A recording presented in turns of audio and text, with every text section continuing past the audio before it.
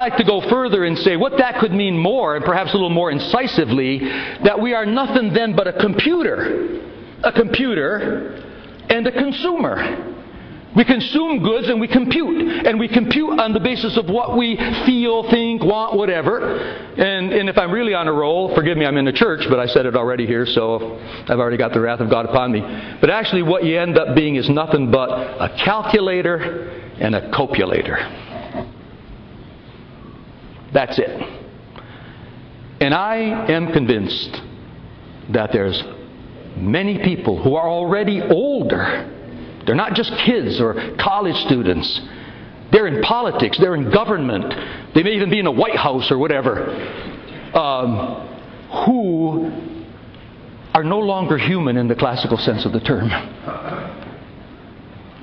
And when C.S. Lewis was making this argument, he said at one point, well, some of you who are listening to me might say that you're calling these kind of people evil, wicked. You're saying they're wicked men, they're evil men. He said, no, you didn't understand me. I'm not saying they're bad men. I'm not saying they're wicked men. I'm not saying they're evil men. What I'm saying is they're not men.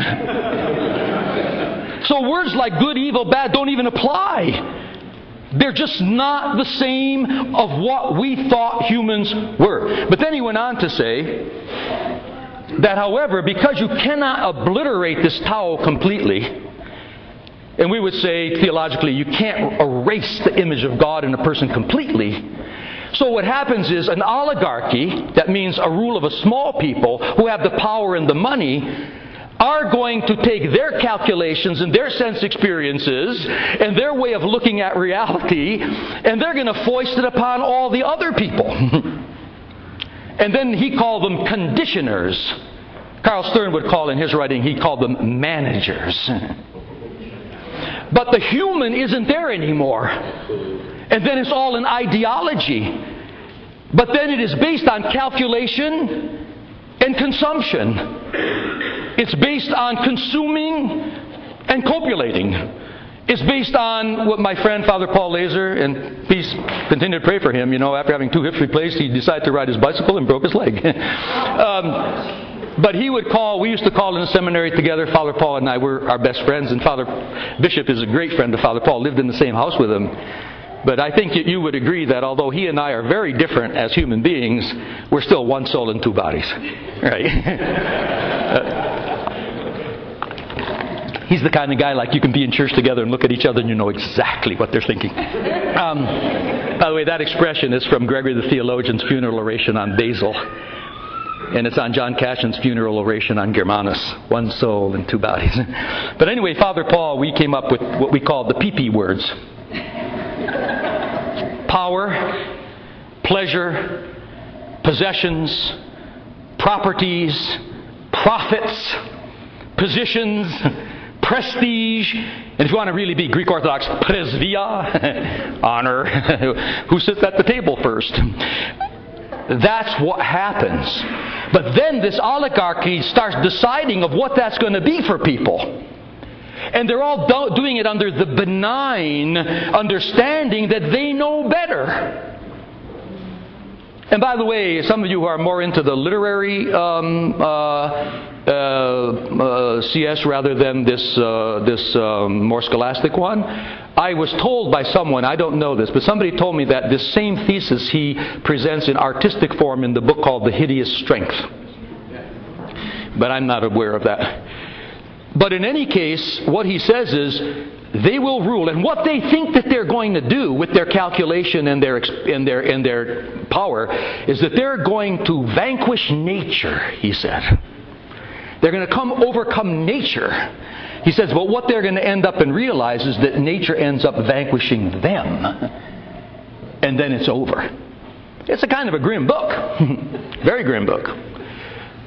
But he still presented it as if this would catch on, if this would happen. Well, I just want to share with you my opinion. I think it happened. I think it happened right before our eyes. Because then, by your calculation and your sense experience, you can recreate reality any way you want it to be. Because it's merely your opinion anyway. There is no sublimity to the waterfall. It's your feeling. So if I don't know, if I feel like I don't know, I'm a woman trapped in a man's body, I can go get an operation and become a woman. If I say that, God made me, I don't know, a heterosexual lecher, well, if I want to do that, I can do it. And the only curb still left in Western society is you got to prove that you're not hurting someone else. And of course, that's what's behind the abortion debate. Is a fetus someone else? Is an old person dying someone else? Well, if they're not someone else, you could liquidate them. So who is a person then? Well, I decide what a person is. I decide what my sexuality is. I decide what I want to choose. I construct myself.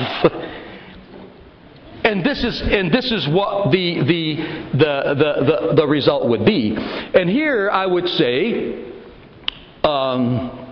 with a little bit of an apology to Father Paul in his sermon this morning, that in this particular point, which is beyond modernism, and I'll tell you in a minute why, people wouldn't care if we build a beautiful building like this and have a vigil in it. In the modern world, they would think we're nuts, and if they could kill us, they would. And of course, in the Soviet Union, they did. 70 years, 70 million corpses. Just to say, we made a mistake. But what did they put in its place? And what will they put in its place? And the jury is still out whether what the prison camps could not accomplish in the modern age, the computer chip, the investment, and the American businessman, and the American film, and the American art, and the brains and the bodies, will accomplish the abolition of man. Because no prison camp ever abolished humanity. In fact, it enhanced it. Read Solzhenitsyn. So, here we are. And but I would say, vis-a-vis the sermon, and Father Paul, I'm only picking this up because it helps me tonight. Father Paul was worried in his sermon that people would say, oh, you think you're true. You think you're right. You think you have the beauty. You want to tell everybody what the truth is. Well, we're democratic. We don't do that. We have ours, you have yours, and so on. But then there would still be a fight. If you were still in the modern era, there would be a fight of whether you're right or wrong. In the postmodern, there is no fight whether you're right or wrong. There is no fight if you're right or wrong. Because they will say, if you like to do that, and that makes you feel good, and that brings you the pleasure that you want, and it makes you help you cope with life, go there. Dress up like the Byzantine emperor. Make smoke. Kiss pictures. Do what the heck ever you want. Just don't tell me that I have to do that. Well, in the modern world, they would say, don't tell me I have to do that. Yeah, when I was young, they would say, don't tell me I have to do that. Don't make universals out of your own particular convictions. Nowadays, but in the modern era, they would add, don't tell me I have to do that. And you shouldn't do it either. If you were a smart person formed by, Newton, Marx, Freud, Darwin, you shouldn't do that either. And they would fight with you about it. And if they got in power, they would stop you from doing it. And if they really picked up one of those revolutionary views of man by like Karl Marx, they'll put you in a prison and kill you. Well, not in the postmodern world. In the postmodern world, they would not say, don't tell me I should do this. But I'm not going to tell you that you can't. If you want to, do it. Why? Because it doesn't mean anything anyway. One guy calls the waterfall sublime, the other guy calls it pretty, the other guy calls it nice. And after all, they're only speaking about their own feelings. Merely about them. And if we really have a free society, let people do in private with consenting adults whatever they want. Except there's a hitch. You got the oligarchy who have the power. And so the rhetoric will be, oh, if that turns you on, go ahead, do it, and so on. But there are limits to that. Like if you bring your children into it, or whatever else. So it isn't as innocuous as it first seems at all. But one thing's for sure, it's the end of humanity. If that happens. And I think it happened. Now Carl Stern, he put it a different way. In the letter to his brother, he said, the modern, and he was in the modern world still, he wrote this book before there were computers, let alone the World Wide Web. All he knew was a television set and an airplane. But he saw it all. And he said that he believed that if the Western culture continued the way it was going, and don't forget, communism was still in power at the time. It was just after Nazism. He escaped to Canada, as I mentioned, because he had an American fellowship and they didn't dare kill him. They killed the rest of his family. But he said in a letter to his brother, and his brother was on a kibbutz in Israel, fighting for the rights of the Jews and you know, never forgetting the Holocaust and building the state of Israel and all that kind of thing. And he wrote his book, The Pillar of Fire, because he would go to these scientific conferences of neurosurgeons and psychiatrists and all that, and he would meet his old friends, Jews mostly, who survived the camps. And they say, oh, Carl, how are you? What are you doing? What's new? I'm in Canada. They didn't kill you. They didn't kill me. Oh, isn't it wonderful? And then he would say, and sooner or later they would say, well, how are things going? What's new? And he knew that at some point he'd had to tell them, I became a Christian. A Catholic Christian. And he said that every time he would do that, they would sort of stop, look at him and go, oh. And he said, I'm writing this book about that oh. I'm writing this book about that oh. But in the end, he wrote to his brother, who couldn't imagine why he did what he did and considered him an absolute traitor. And his whole point was to say to his brother, I am not a traitor. I am the one who's following Isaiah, Jeremiah, Ezekiel, Daniel, the Psalms, the prophets. Because the only way you can follow them truly is to be a Christian. But then he wrote to his brother a few pages that I will now share with you. He said, there are only 5 possibilities for Western European American, and I would add Australian, because they're totally Americanized by now. And by the way, this is being spread all over the globe. Got to get rid of a few fundamentalist Muslims, but sooner or later we'll bomb it into them.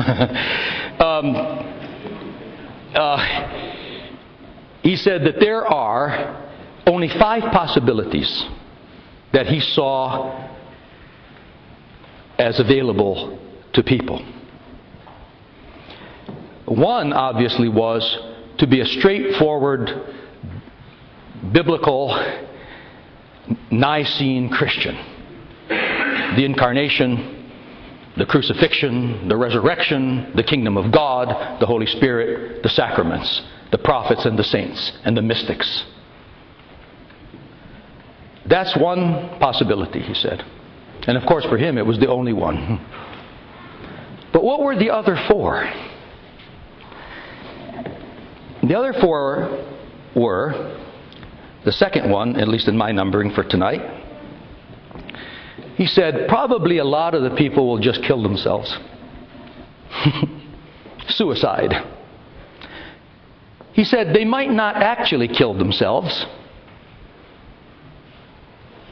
except that Father David, who's shaking his head, told me the other day, because his son got his driver's license, that 1 out of 4 teenage drivers totals a car in America nowadays. The highest death rate between 18 and 22 is suicide. And that's not even counting those who do die on so-called bad drug trips and automobile accidents. It's just those that can be documented as, in fact, a conscious act of suicide. But Carl Stern said, yeah, people are just going to kill themselves. They just won't be able to take it. They won't be able to cope. They won't be able to do. They'll be so messed up. He said, however, there's other ways of killing yourself. And to quote my friend Father Paul, you can kill yourself on pee-pee.